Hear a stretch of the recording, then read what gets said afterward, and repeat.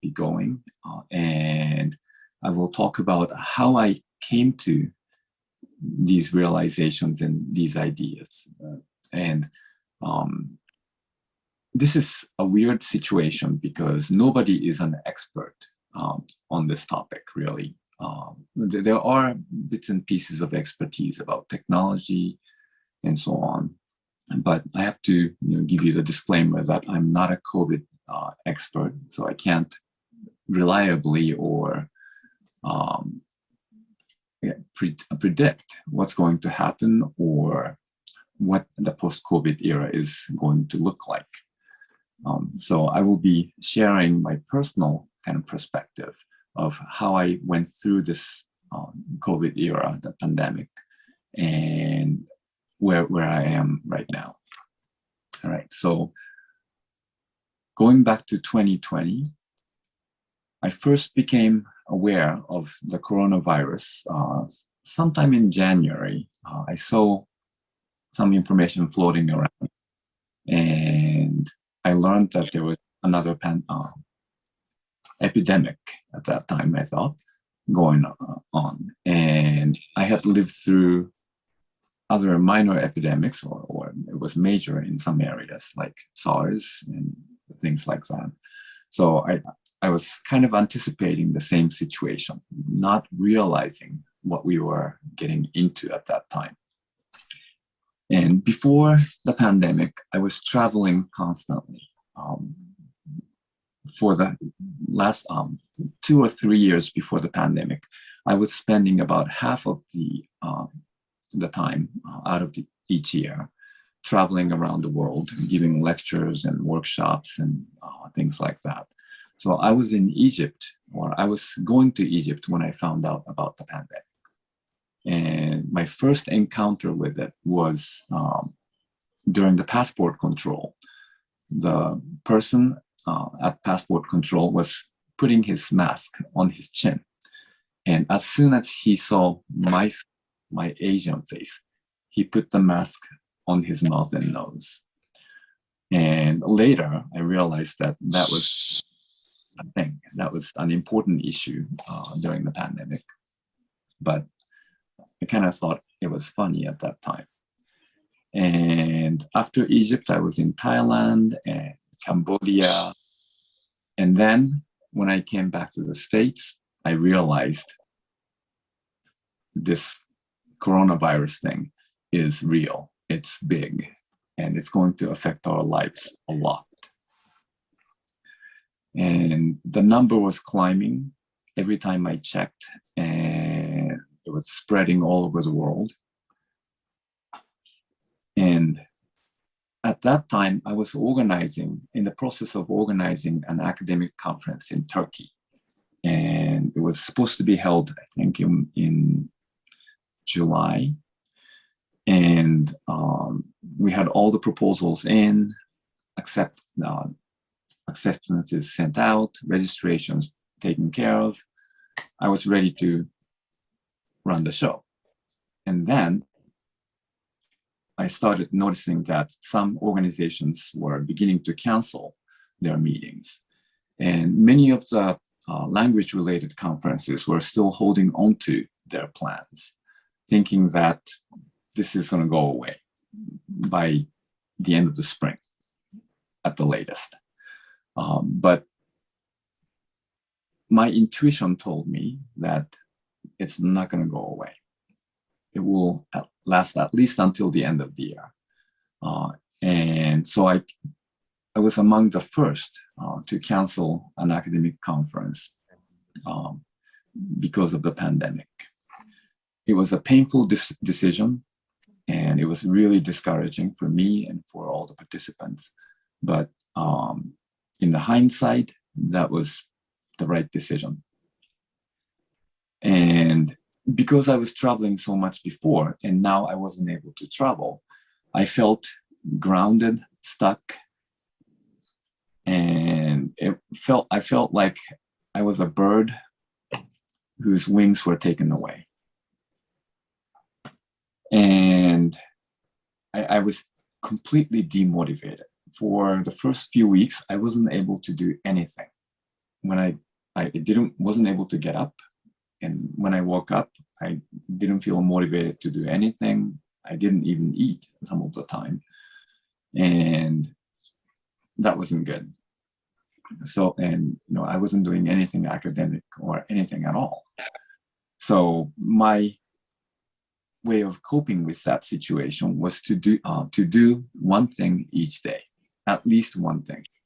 It might be cooking dinner, that's one thing, or going out and ride a motorcycle, that's one thing, and maybe check email, that's good enough, right? Start small, make it easy. And then I started playing with icons and social media, and I started growing my beard and my hair, the pandemic look, and I was going to shave my beard when the pandemic was over, but it didn't come. So later I said, okay, I'm gonna just shave anyway. And a lot of people started drinking a lot. I did too, staying home, drinking, and cooking. I've always loved cooking, but because I was stuck at home and I was able to order in some stuff, and grocery shopping can be done online these days. So I started cooking a lot more, which was something I wasn't able to do a lot before the pandemic because I was constantly out of town.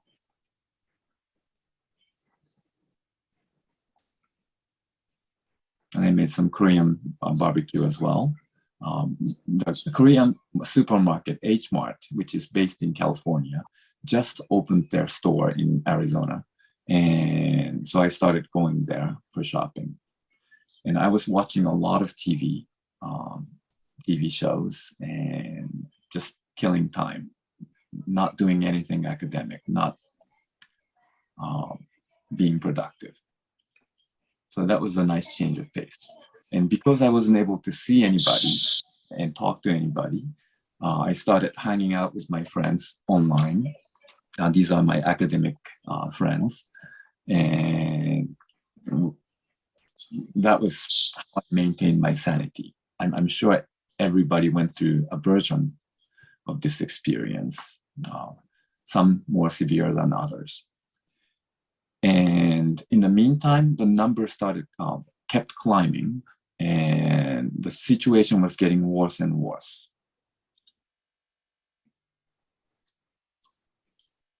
And a lot of people were using humor just to get by, to cope with this serious situation. And one of the things that I noticed, not just for me, but for students and other people, was that the whole situation affected us psychologically, mentally. And I began to realize that taking care of myself and my students by paying attention to our emotional needs became really important.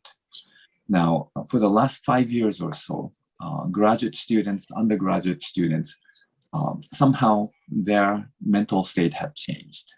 And many of them were much more fragile than previous generations of students. So there was already a lot of talks about how we need to take care of our students and their well-being. But this pandemic made it obvious that this wasn't the #1 priority. And I wasn't the kind of teacher who would pay attention to students' well-being. My attitude before that was, you take care of yourself and then come ready to learn. But since the pandemic, I've changed my attitude, changed my approach, and I try to ask students how they are doing and engage in little social conversations before talking about the subject matter. And even with these efforts, I think many people, including myself, felt useless, unproductive, and started questioning, why am I here? What am I doing? And so my academic life was completely stuck for a few months at least. And then once we were able to take care of ourselves and pay attention to our emotional needs, some people started exploring the next step. So we started, the inner circle is the fear zone, right? Where we panic, we react, and we get upset. But gradually, we started coming to terms with the situation and became aware of who we are, where we are, and how we are doing and how we are feeling. And then once our basic emotional needs were met, many of us were able to start thinking about other people, reaching out, trying to do something, trying to make use of the time. Some people took up new hobbies. I did too. And other people started volunteering or interacting in social media, educating people about different issues and so on. And one of my escapes was riding a motorcycle. And I went touring because this is a space where I could be alone. And the state of Arizona and many other states have been encouraging people to go out, go camping outdoors so that you don't have to stay home or go to restaurants and interact with people. And that was a good way of getting exercises and keeping ourselves mentally sound. And I liked it so much that because I wasn't spending a lot of time with academic stuff at that time, I started learning new skills. And one of the new skills that I learned was how to teach motorcycle riding. And I became a motorcycle riding coach during that period, which really helped me. It gave me something to focus on, right? And it also, this pandemic situation, wearing masks or how we talk about these issues became a social issue. It divided people. And one of my friends from my scuba diving community posted this meme. Upset when people call it the Chinese virus? That's cute. Making fun of people who say, don't call it the Chinese virus, call it COVID-19 or whatever it is, coronavirus, right? And so I started running a web campaign, trying to educate people, raise the awareness about the seriousness of how we call something, right? I'm a language specialist, I'm an applied linguist, so this is within my area of expertise. And this was the moment when the racist attacks started happening against Asian people because of the COVID virus. I became aware of the implications of what I saw when I walked into Egypt, the passport control person covering his mouth only for me. And I also learned or experimented with creating memes, which I had never done. And I also created webinars, which I had never done, so that I can reach out and then communicate with people in ways that were not possible or that I didn't even imagine before. So I was learning new ways of communicating. I was encountering new genres, which also influenced my thinking about how we might approach teaching language and writing in my classrooms and in preparing teachers for students' current needs. And there was a lot of discussion about misinformation or disinformation. Lots of people are spreading rumors, lies, false information, knowingly or unknowingly. And that became an issue, and some social media outlets started evaluating the quality of information, especially when it comes to something that's important as health information related to COVID and other issues. So this is the webinar that I created. I ran 3 or 4 of them. And because I was a novice webinar organizer, I don't know what I was doing, but the feedback that I received was just being connected with other people professionally was really comforting and really nice. So I'm not a big fan of online conference, I'm sorry, but I realized that this was, when you can't have in-person conferences, this is the second best thing that we could do. And because I was paying attention to how we organize online conferences or how to mentor my PhD students who are teaching online, I became aware of different aspects of remote teaching. And I started sharing some of the insights that I had gained in that process as well. And this is still 2020 in the spring.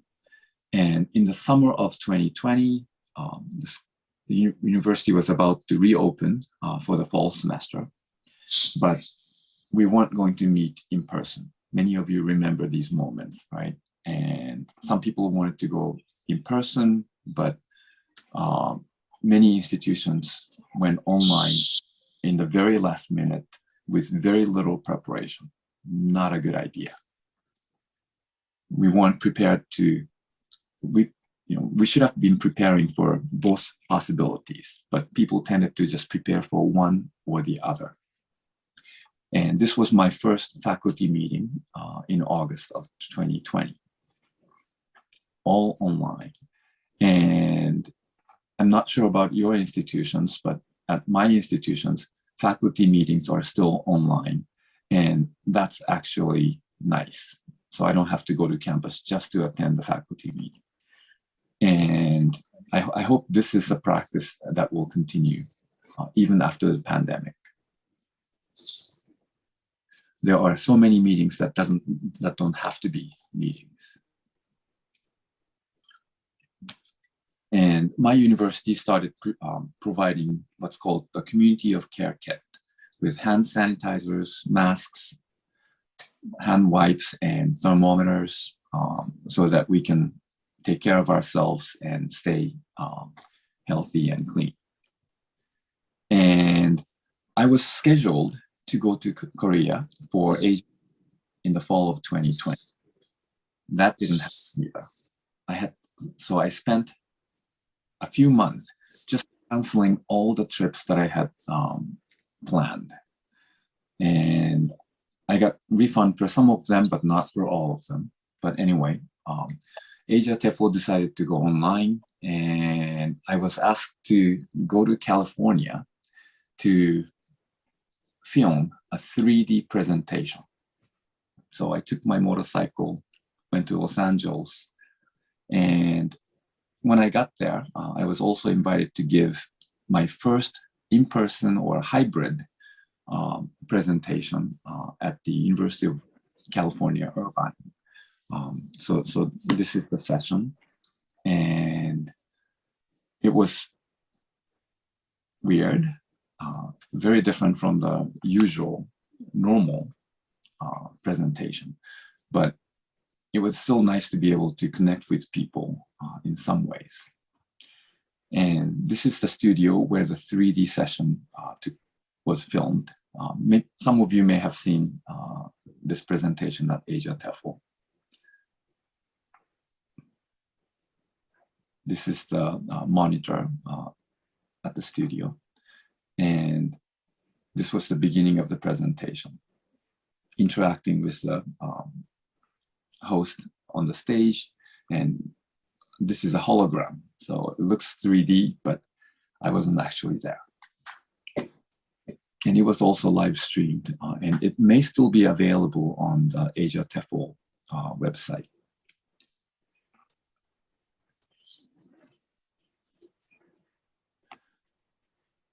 Now, through this experience, a lot of things changed. And at the beginning, everything seemed like negative. I was not able to travel. I was not able to see my students in person. I was not able to have social activities. I was not able to my conference, not able to do anything, right? But fewer trips also meant having more time at home, learning new tricks or cooking, taking care of myself, or spending more time with family and friends, either online or in small groups. And there were more online activities. It became a routine for many of us. And teaching was online. Conferences, lectures were online. It changed the dynamics. I had to kind of reestablish the infrastructure. But it is possible to get used to it. And before the pandemic, I actually hated videos, and I always refused video recordings of my lectures. And I still don't like it being circulated, but for this conference, I said, okay, for MEESO members. But because of the pandemic, I had to be on the screen communicating with people. So I got better at it. I'm not as self-conscious. I'm not as worried about the consequences as I used to be. And the need for self-care became much more apparent. I wasn't paying attention. I was just focusing on my job, my presentations, professional work. But I started paying more attention to my health, my mental state, and those of others around me. And work-life balance, before the pandemic, I had no life, virtually. It was almost 100% work. And other than some time that I spent eating or sleeping. But I was forced to do other things because I wasn't able to focus on my work. I wasn't able to do what I wanted to do. And that turned out to be a good thing for me. Now I have a life. And it also gave us time for reflections and meditation. Thinking about what we do, thinking about the meaning of life, thinking about where am I and where am I going? You know, not knowing the future is scary. I haven't had that experience since graduate school. When I was in graduate school, I didn't know where I was going to be working or what I would be doing 5 years, 10 years from now. But since I had my tenure track position, that wasn't a question. But now it was in a very different kind of situation where the future is uncertain. And I started thinking about different possibilities, and that helped me refocus, repurpose my life. So I now have a renewed sense of purpose in what I do. And I hope many of you also had this somewhat transformative moment that was not completely negative, but productive in the end. It's different, but in some way, now, this is not the first time that a conference that I was invited to use the post-COVID era or the new normal as the theme. And I've always resisted this idea because I didn't think the pandemic was going to be over. And indeed, we are not there yet. The number is not as high as it used to be at the end of last year, but it's still climbing. It's still spreading pretty fast. The impact is less because thanks to the vaccine and thanks to the mutations that's making it less serious, but it's still out there. I'm in Osaka, Japan right now, And this is one of the hot spots in Japan right now. So I was planning to go out and meet with people, but I'm doing much less of that than I had originally planned. And of course, I'm not in Korea attending your conference in person. So this situation is probably going to continue, and countries are opening up, restaurants are opening up, people are out and about, still wearing masks in some countries. In the US, nobody's wearing masks these days, except for some people who are vulnerable. And we don't know exactly how this is going to end or if this is going to end. And again, I'm not in I don't have the expertise to reliably predict or predict what's going to happen. So I won't even go there. But I can talk about how we might respond to post-COVID world. And so far, the people I've talked to tend to be divided into two different directions. Some of them want to go back to the old normal. They want to go back to fully in-person conferences or not wearing masks, going to the classrooms and teaching the traditional curriculum without using the technology and so forth. It's comforting, it's familiar, but after 2 years, does it still feel familiar? It will probably feel like a different experience, a new experience. And other people want to embrace the new normal, whatever it is. We don't know what it is, but some people like to embrace the unknown.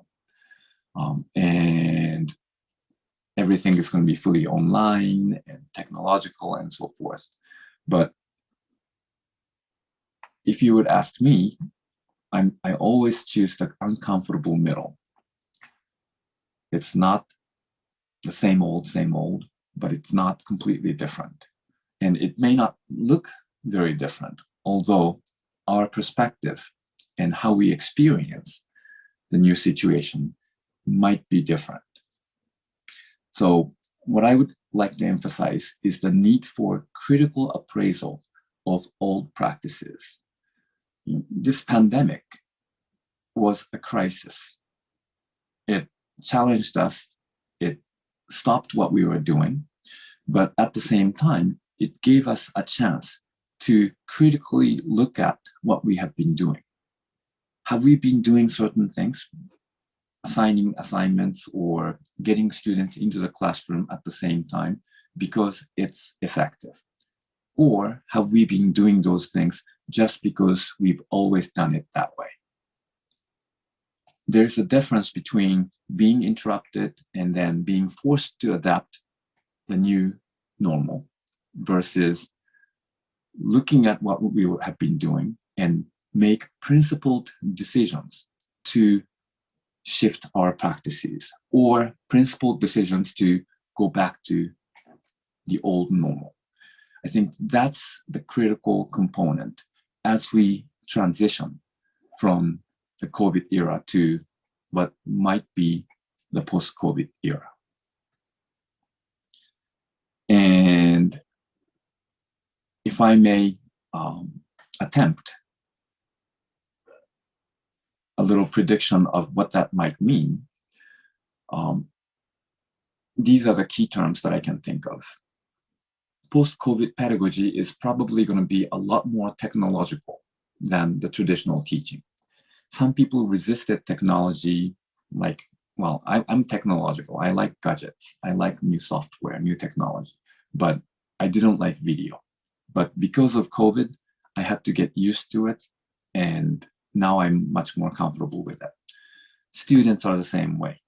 Some students were not able to participate or did not have access to technology, but because of COVID, they had no choice, right? So Zoom meeting, everybody, well, we still fumble with bells and muting and things like that.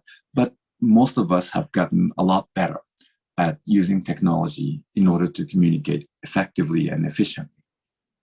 And that's an asset, right, which we can integrate into our teaching. And with the availability of technology, we can also be more flexible. Instead of relying on synchronous communication in the classroom or online, some of the materials can be distributed asynchronously. Some of the discussion that we used to have in the classroom can be had outside of the classroom using chat space and other technologies that are available now. And students are already used to them in many ways.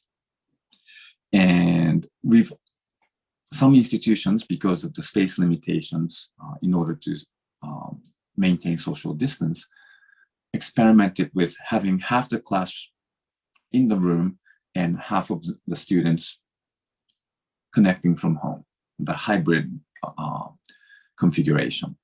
And the availability of these options also made learning and teaching much more flexible. We don't have to be bound by the space or time limitations. And post-COVID pedagogy is also going to be much more multimodal, creating memes, interacting through video, and also using text to add comments, voiceover. We have learned to use these multimodal resources much more frequently and effectively. There's no reason not to incorporate that. And because multimodality is everywhere, so visible and so ubiquitous, students need to be able to engage with these multimodal practices. So the traditional language teaching, focusing just on speaking or writing or reading or listening, doesn't cut it anymore. We need to embrace the multimodal communication, seeing language not just as the sole means of communication, but as one of the many resources that students bring to the table in accomplishing their communicative needs or goals. And thanks to COVID, we have become much more sensitive to students and our own emotional needs and social needs, right? And this is something that I want to continue to carry as I teach. When I provide feedback, I'm much more sensitive to students' self-esteem, students' motivation, and how my words might impact students' understanding and their development. And our assessment and expectations have become much more realistic. You know, because of the pandemic, some students can't be there. We can't enforce the traditional attendance policies because of that. And when students are attending classes remotely, we can't check everything that students do. Students might be turning off their camera and doing something else. Who knows? They might not even there. They might be sleeping, right? But so we have to design our classroom, design our instructions in such a way that even if they are not participating on the spot, they can still learn something and then demonstrate their learning. And also, I think the pandemic has given us an opportunity to see how realistic our expectations are for student achievement. And it also connects with being sensitive to student needs and what's possible, what's feasible. So because the post-pandemic situation is still unclear, I can't give you anything more tangible, but some of you probably have experienced these shifts. Some of you have consciously applied new principles, new resources into your teaching. So instead of taking questions, because I'm not an expert, I'd like to invite you to share your perspectives, stories, and examples so that we can all learn from each other. So to conclude, this pandemic, it has been devastating for many, but it has also created an opportunity to critically reevaluate the status quo and to explore new possibilities. I hope we can all embrace this shift as we move on to face whatever remaining portion of the pandemic and beyond. Thank you very much. Okay. Okay, thank you very much, Professor Matsuda. Well, let's give a once again, let's give a round, big applause to Professor Matsuda, and thank you so much for being here. And thank you. Due to time limit, I don't think we'll have too much time for the question now. So I would appreciate it if you deliver the question to Professor Matsuda by email. It is included in our program book. So, thank you once again for Professor Matsuda for being here with us. Okay, well, now we have a short presentation from Cambridge University Press, and he is here in person. So I'd like to invite Professor Matsuda here. I'm so sorry. I would like to invite Mr. Baek Young-gyun from Cambridge University here in Seoul, Korea. Okay, so I will change the screen.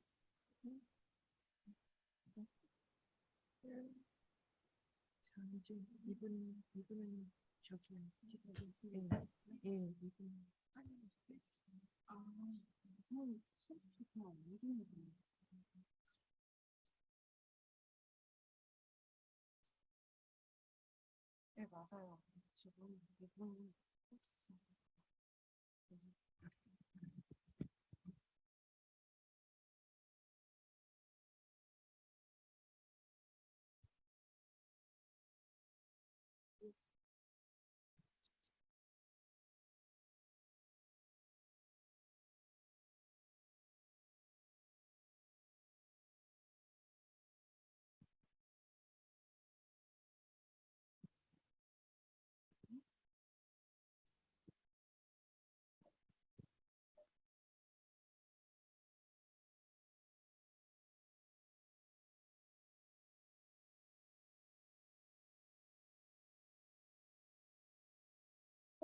네.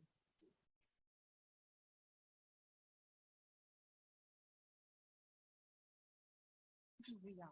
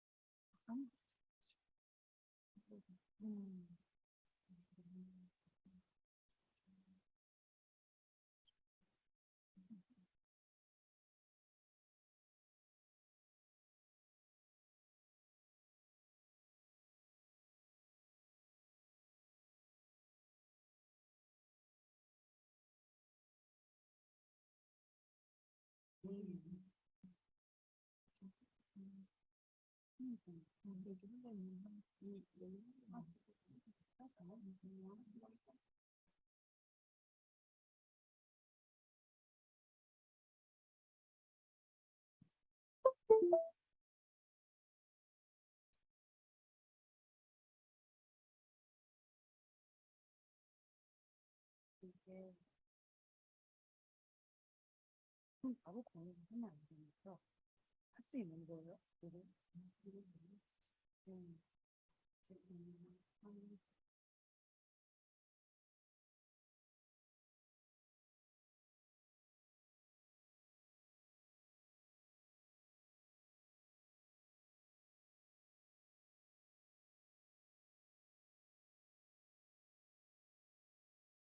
되게 맛있어요. 네.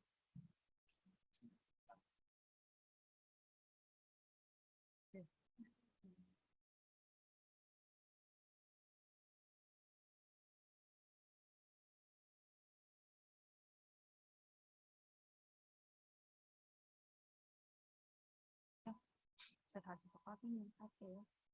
네, 지금 화면